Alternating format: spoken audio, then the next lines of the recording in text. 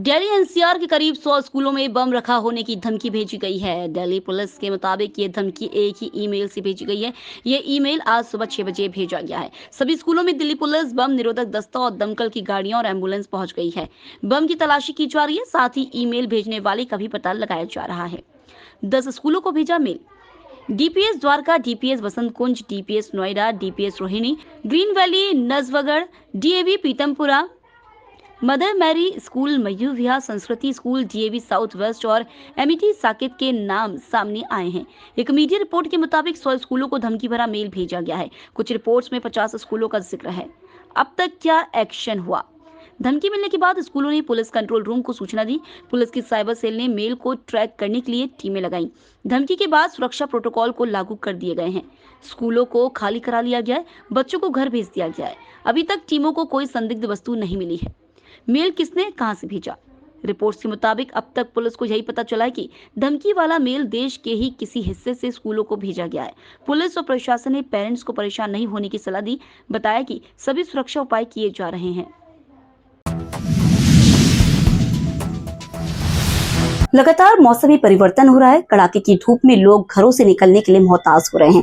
वर्तमान में मौसम के रुख ने लोगों को घरों से बाहर न निकलने पर मजबूर कर दिया है। भोपाल शहर एवं मध्य प्रदेश के कई जिलों में तापमान का हाई पारा देखने को मिला है। अभी देखा गया तो पिछले कुछ दिन में मतलब सिस्टम विंड डिसकंटिन्यूटी की वजह से काफ़ी बारिश मिले थे मध्य प्रदेश के काफ़ी जगहों पे। अभी वो सिस्टम मतलब जा चुका है। अभी आने वाले 1-2 दिन में टेम्परेचर बढ़ने का ही चांसेस है। आज देखा गया तो सबसे ज़्यादा टेम्परेचर आया खरगोन खंडवा वो रीजन में 42 के पास आया और रीवा में भी 42-43 रेंज में आ रही है। तो आने वाले दिनों में ये 2-3 दिन में टेम्परेचर यही कंडीशन में रहेगा, थोड़ा सा बढ़ोतरी दिखेगा।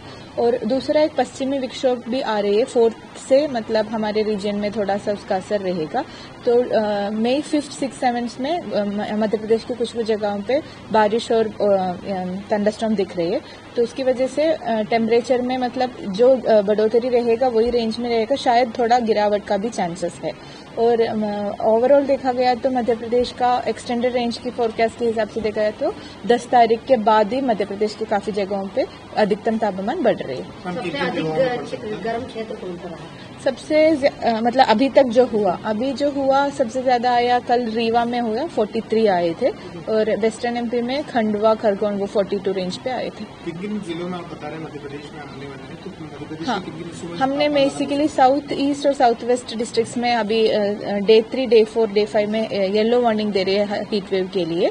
वो स्पेशली टीकमगढ़, छतरपुर वो रीजन और खरगोन खंडवा वो सब रीजन में मतलब येलो वार्निंग के साथ दे रही हो हीट वेव का। वहीं अगर राजधानी भोपाल की बात करें, यहाँ का टेम्परेचर कैसा रहेगा? क्या यहाँ पर भी बारिश होने चल रही है? अभी तो आने वाले 2-3 दिन में तो नहीं है। अभी टेम्परेचर 40 रेंज में चल रहे हैं, वो अभी 40-41 रेंज में ही रहेगा। अभी बारिश का हम 1-2 दिन के बाद अपडेट करेंगे क्योंकि वो 5th से असर करना शुरू होगा। मध्य प्रदेश की राजधानी भोपाल से चौंकाने वाली खबर आई है। आरोप है कि यहाँ एक निजी स्कूल के हॉस्टल में 8 साल की बच्ची के साथ दुष्कर्म हुआ। बच्ची की मां ने इस बात का खुलासा किया और आरोप लगाया है। पुलिस ने मां की शिकायत पर दुष्कर्म का मामला दर्ज कर लिया है। बताया जा रहा है कि मां ने पुलिस को कुछ आरोपियों के नाम भी बताए, लेकिन पुलिस का कहना है कि फिलहाल आरोपियों का पता नहीं चला है। दूसरी ओर मुख्यमंत्री डॉक्टर मोहन यादव ने इस मामले में एसआईटी गठित करके जाँच के आदेश दिए हैं। मिसरोद के एसीपी रजनीश कश्यप की अध्यक्षता में एसआईटी काम करेगी। थाना प्रभारी मिसरोद और मिसरोद एसआई श्वेता शर्मा एसआईटी के सदस्य होंगे। स्टार्ट भी नहीं हुआ रहने के लिए, उस रूम में ले जाके खिलाया। उसके बाद बच्ची को कुछ होश नहीं है। बच्ची का कहना है कि बच्ची की रात में नींद खुली और बच्ची ने देखा कि बच्ची के साथ में दुष्कर्म हो रहा था और बच्ची के पेट में और सब जगहों पे पेन हो रहा था। और जब साइड से कोई एक और लोग खड़े थे, उनने कहा कि मोदी सर बच्ची होश में आ रही है, मोदी सर बच्ची होश में आ रही है, 2-3 बार बोला। तो उनने जो है बच्ची के आंखों पे हाथ रखा। उसके बाद बच्ची फिर से मेरी बेहोश हो गई। मेरी बच्ची ने मुझे ऐसा जैसा बताया कि बच्ची फिर मेरी बेहोश हो गई। उसके बाद में फिर बच्ची को जब होश आया तो बच्ची सुबह अपने पलंग पे सो रही थी। बच्ची जब सुबह अपने पलंग पे सो रही थी तो बच्ची ने फिर वहाँ की वार्डन से बोला कि मेरे पेट में पेन हो रही है और मुझे प्राइवेट पार्ट पे पेन हो रही है। तो उन लोगों ने बच्ची को नहलाया धुलाया। बच्ची की ब्लड हो रही थी कपड़े ब्लड में हो रहे थे, वो भी उन लोगों ने वॉश किए। और बच्ची ने बोला कि मुझे मम्मा से बात करनी है। उन लोगों ने मम्मा से बात बोले आप स्कूल जाओ, वहाँ से आओ, उसके बाद हम मम्मा से बात कराएंगे। बच्ची को स्कूल भेजा, बच्ची को डराया, बच्ची को बोला कि आप कुछ भी नहीं बताओगे कि स्कूल में किसी को भी, यदि आप बताओगे तो हम आपकी मम्मा से बात नहीं कराएंगे। बच्ची स्कूल से जब होके आई, बच्ची ने अगेंस्टली कहा कि मेरी मम्मा से बात कराओ। उन लोगों ने कहा नहीं, हम संडे के पहले आपकी बात नहीं करा सकते। और क्योंकि मैं यहाँ थी, जब संडे को जब मैंने कॉल किया स्कूल में, तो उनने मुझे कहा बच्ची से भी बात नहीं हो पाएगी, सो रही है बच्ची। जब मैंने दोबारा कॉल किया तब पीछे से आवाज़ आई कि 2 मिनट से ज़्यादा बात मत करना। मेरी बच्ची फ़ोन पे रो पड़ी और फ़ोन कट हो गई। जब मैंने दोबारा वीडियो कॉल करी तो बच्ची ने बताना चाहा कि मम्मा मुझे ब्लीडिंग, ऐसा कुछ 2 वर्ड बोला और उनने फ़ोन कट करके मोबाइल स्विच ऑफ कर लिया। बच्ची का मोबाइल स्विच ऑफ करके फिर मैं टेंशन में आ गई, मुझे डाउट हुआ कि कुछ तो बात है। मैं तुरंत आई। बोर्डिंग स्कूल है? हाँ, बोर्डिंग स्कूल है वो। ज्ञान गंगा बोर्डिंग स्कूल भी है, हॉस्टल भी है, मिसरो रोड पे है। कितनी उम्र है बच्ची की? बच्ची की 8 साल उम्र है।